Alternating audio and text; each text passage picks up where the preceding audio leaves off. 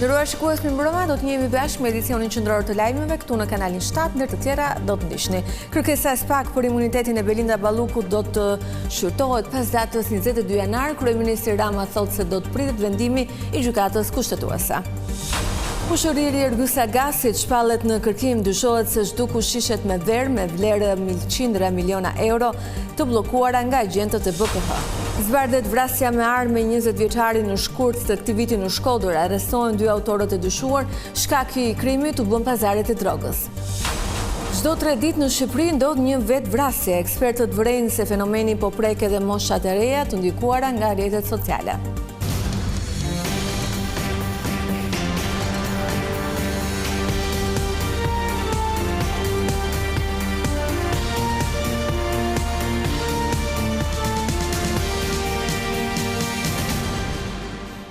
Vjojmë mëngjesisht. Kryeministri Rama deklaroi se mazhoranca do ta shqyrtojë kërkesën për imunitetin e Belinda Ballukut vetëm pas datës 22 janar.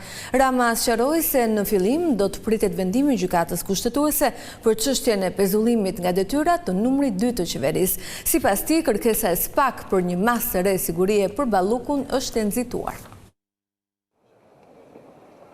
Kërkesa e SPAK-ut për arrestimin e numrit 2 të qeverisë Belinda Ballukut do shqyrtohet nga Parlamenti pas datës 22 janar. Kryeministri Edi Rama shfrytëzoi podcastin e përjashëm për sqaruar qëndrimin e mazhorancës socialiste se asnjë kërkesë e prokurorisë posaçme nuk do të shqyrtohet nga kuvendi para se të dalë vendimi përfundimtar i gjykatës kushtetuese për masën e parë të sigurisë, atë të pezullimit të zëvendës kryeministres Belinda Balluku.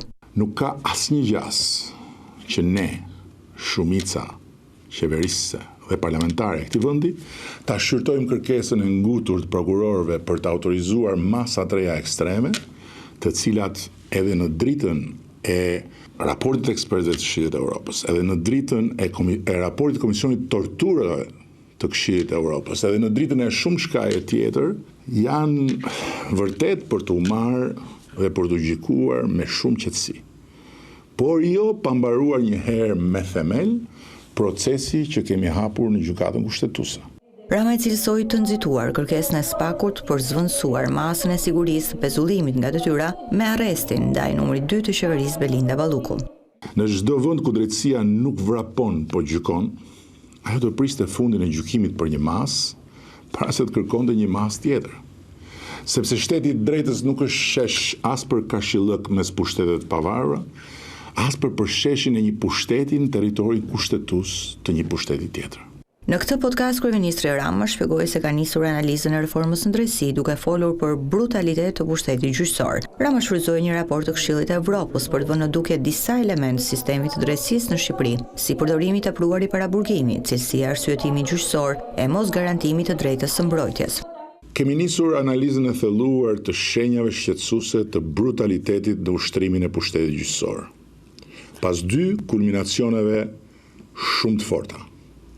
Pezullimi antidemokratik i një antari qeverie nga një prokuror dhe një gjykatës me një vendim të shkallës parë dhe tentativa e magjistratëve, gjykatës e prokuror bashk të Shqipërisë për të rritur vetë pagat e tyre duke shqyer arkën e shtetit.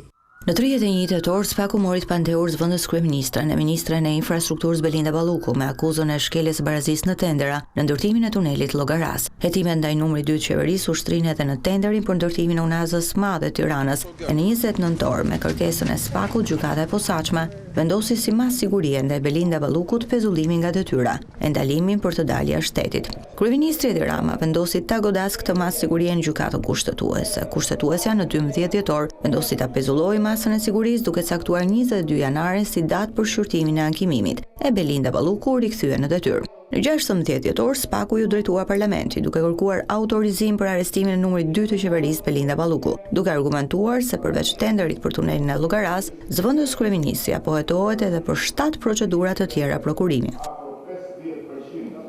Partia Demokratike ka reaguar pas shëndrimit të kryeministrit Rama për çështjen e imunitetit të numrit 2 të qeverisë Belinda Balluku. Në një deklaratë për mediat, PD akuzoi kryeministrin se po bllokon shqyrtimin e kërkesës së SPAK për arrestimin e Ballukut. Sipas opozitës, ky është një akt puçist. Në deklaratë thuhet, me këtë akt puçist dhe antikushtetues, Rama jo vetëm bllokon pushtetin gjyqësor, por merr gjithashtu pushtetin e parlamentit, duke zgjësuar de facto këtë institucion.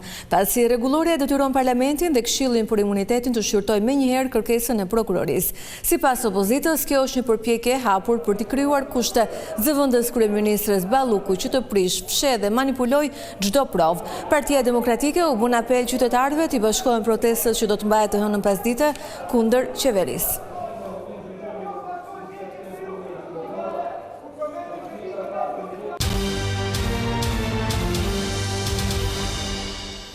Shishet me verë, me vlerë qindra milion lekë të gjetura në pronën e Ergyes Agasit janë zhdukur edhe pse ishin bllokuar nga Byroja Kombëtare e Hetimit. Zhvendosja besohet se është bërë gjatë natës nga Eno Agasi, i cili është shpallur në kërkim. Ky i fundit ka hequr edhe serverët e kamerave të sigurisë.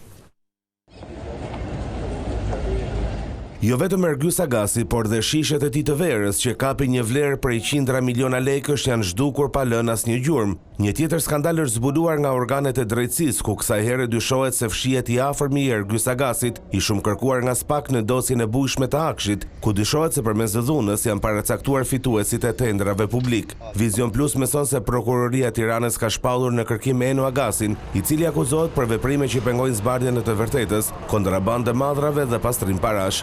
Eno Agasi dyshohet se është personi që ka zhdukur nga kantina Ergyes Agasit shishet me verë që kapin në treg shifra marrëmendëse. Burimet tregojnë se kur hetuesit e Byros Kombëtare të Hetimit shkuan në banesën e Agasit, zbuluan një kantinë me vlerë dhe sipas procedurës, ata njoftuan drejtorinë e doganave për shkak se vera ishte kontraband. Doganat pasi bën inventarin për gjatë disa orëve, për llogaritë një dëm prej 400 milion lekësh buxhetit të shtetit nga mospagimi i aksizës. Për shkak se ishte natë dhe nuk mund të bëhej transporti, malli u la në ruajtje në vil.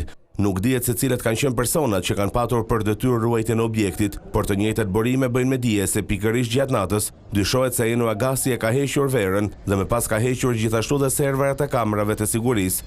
Ditën tjetër, kur autoritetet doganore mbërritën në vilën e Ergyes Agasit, gjetën kantinën të boshatisur. Ndërkohë Ergyes Agasi dyshohet se ndodhet jashtë shtetit në arrati së bashku me biznesmenin tjetër Ermal Beqiri. Dy biznesmenë dyshohet se kanë marrë peng një tjetër biznesmen dhe kanë kërcënuar që të heqë dorë nga ankimimet për tendera të Akshit. Në këtë dosje gjithashtu në rrjetën e SPAK përfundoi dhe drejtuesja e këtij institucioni Merlinda Kaçanaj dhe zëvendësja e saj Hava Delibashi, të cilët u lanë në arrest shtëpie.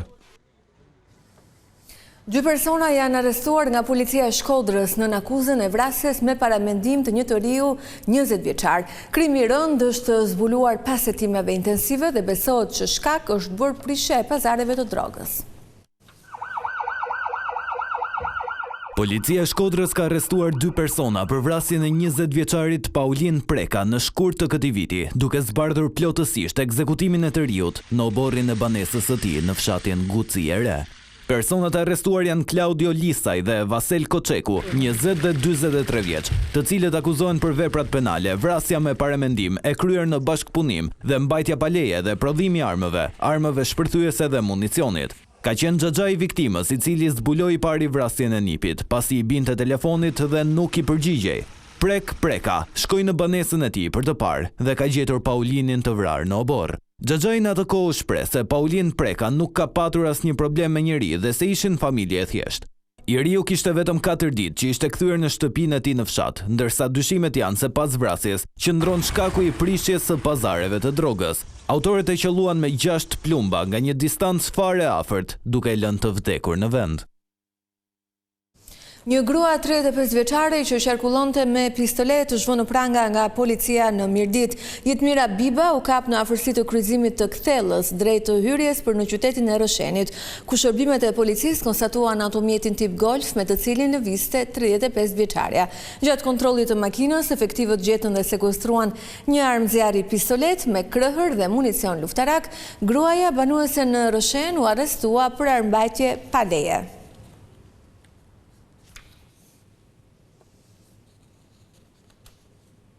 Babë e birë janë arrestuar nga policia e Tiranës në akuzën e trafikut të emigrantëve. Ata janë kapur në flagrancë duke transportuar disa shtetas egjiptian drejt Kosovës. Një skemë mirëfillt kriminale ishte krijuar nga Besnik dhe Maringlen Matallari, të arrestuar nga antitrafiqet e Tiranës në kuadër të goditjes së trafikut të emigrantëve të jashtëligjshëm. Babë e birë pas arrestimit nuk kanë pranuar që të flasin përpara hetuesve, por e gjithë skema është rrëfyer nga emigrantët që vinin nga Egjipti. Sipas tyre ata kanë paguar nga 7 deri në 10.000 euro për person për transportin nga Egjipti deri në Itali. Emigrantët kalonin ilegalisht nga shteti i tyre drejt Greqisë, me pas të tjerë trafikantë ndihmonin që të vinin në Shqipëri, pasi hynin në vendin tonë Besnik dhe Maringlen Matallari. I merrnin nga Tirana pa nga qytetet e jugut dhe fillimisht i dërgonin në Kukës, ku me pas bëhej e mundër kalimi e egjiptianëve drejt Kosovës. Destinacioni final ishte Italia. Besnik Matallari rezultoni përfshirë dhe në të kaluarën në trafikimin e migrantëve të jashtëligjshëm. Në këtë operacion të arrestuarit kanë përdorur 2 mjete për të transportuar 12 emigrantët, gjithashtu të ndaluar. Policia ka identifikuar edhe 2 bashkëpunëtorë të tjerë të përfshirë në këtë skemë, të cilët janë në kërkim. Zhvillimi i qendrës historike ka sjellë debate në qytetin e Shkodrës. Arkitektë dhe urbanistë kërkojnë që aty të mos lejohen ndërtimet e larta, por të ruhet trashëgimia, ndërsa bashkia sqaron se deri më tani nuk ka asnjë plan të miratuar.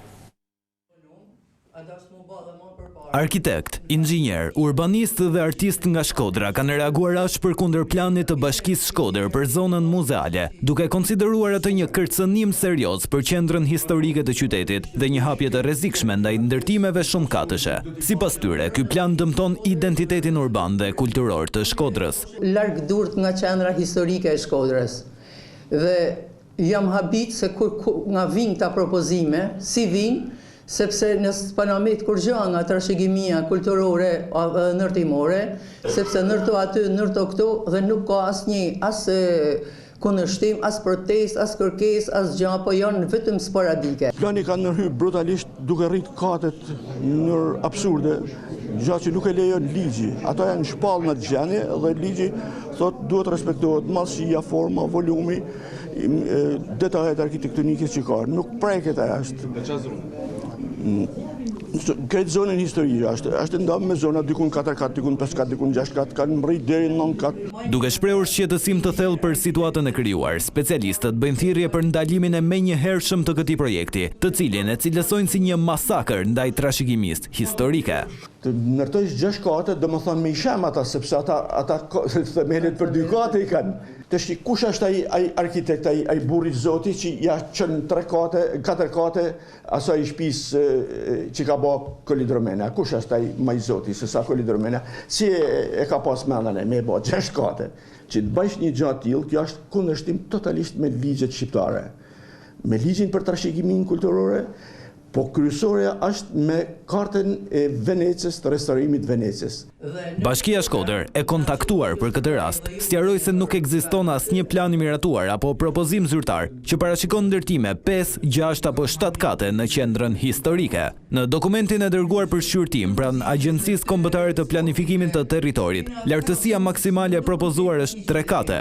Çdo pohim i kundërt është i pavërtet. Për hir të transparencës me publikun, thuhet në reagim, njoftojmë se dokumenti komentuar është variant drafti jo përfundimtar, i cili do të kalojë në procesin e duhur ligjor, përfshirë konsultimet publike para miratimit përfundimtar.